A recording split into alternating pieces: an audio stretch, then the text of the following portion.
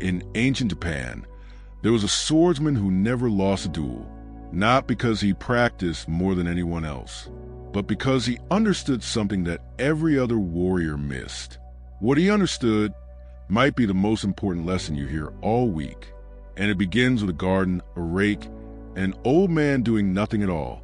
The village of Kamakura sat on the edge of a cedar forest, where the mornings came in slow and blue-gray, and the mist stayed in the trees until almost noon. It was a place of quiet discipline. Monks rose before dawn. Craftsmen worked without hurry. And in the center of the village, there was a stone garden tended by an old Zen master named Isamu. Isamu was not a warrior. He had never held a sword. And yet, every great swordsman, poet, and merchant in the province made the journey to sit beside his garden. Not because he taught them anything, but because watching him work somehow made them better at what they did. One autumn, a young swordsman named Kenji came to Kamakura.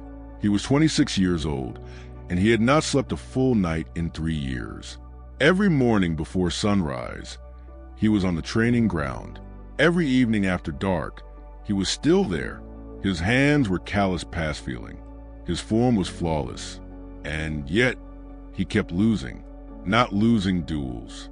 Kenji never lost a duel. He was losing something quieter. His clarity, his strikes, one sharp as thought, had begun to arrive a half-breath too late. His decisions in the moment had started to feel labored, as if he were reading from a page instead of moving from instinct. He was working harder than he had ever worked and becoming, somehow, less. He found Isamu raking the garden late one afternoon. The old man moved without hurry. He would rake one section of sand into smooth, even ripples, then stop. Look at it. Sometimes he would sit beside it for 10 or 20 minutes, doing absolutely nothing. Then he would begin again. Kenji watched for a while. Then he couldn't help himself. "Why do you stop?" he asked. "Wouldn't the garden be finished sooner if you simply kept going?" Isamu didn't look up. He said only, "Sooner, but worse." Kenji didn't understand. He bowed politely and returned to his training. But the old man's words followed him into the night. Sooner, but worse.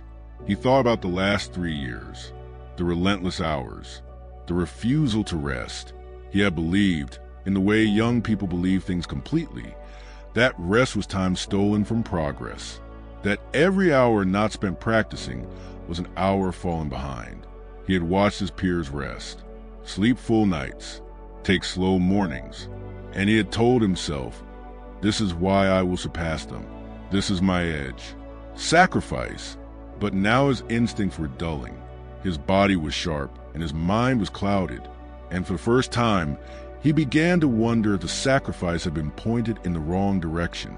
He returned to Isamu the next morning. "I think I've been making a mistake," he said, and sat down beside the garden without waiting to be invited. The old man nodded slowly, still raking. "When you look at these ripples," Isamu said, "what do you see?" "Lines and sand," Kenji said. "Look again." Isamu gestured to where he had paused.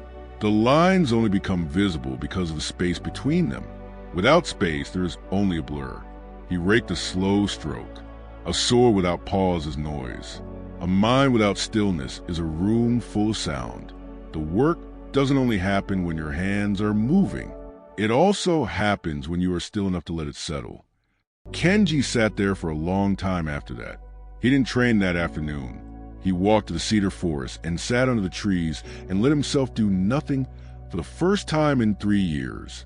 It felt wrong at first, then uncomfortable, then slowly like breathing. He slept that night for 9 unbroken hours. He dreamed of nothing. He woke in the dark before dawn, not a train, but because something in him had shifted. By the time he arrived at the training ground as the sun came up, his mind was a still pond. His first strike landed before he had thought about it. Clean, precise, from somewhere beneath thought.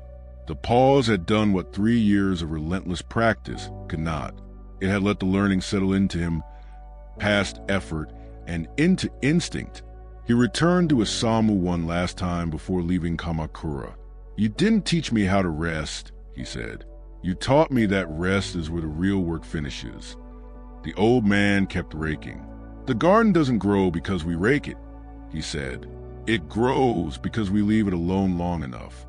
There's a truth in this story that cuts against everything modern life tells us. We have made productivity into a kind of virtue. We have made busyness into proof of commitment. And many of us have quietly decided that rest is something you earn at the end, after the project is done, after the goal is reached, after you've finally done enough.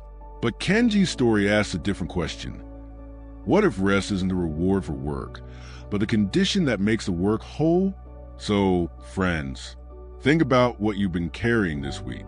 The project you haven't let yourself step back from. The decision you keep turning over without arriving anywhere.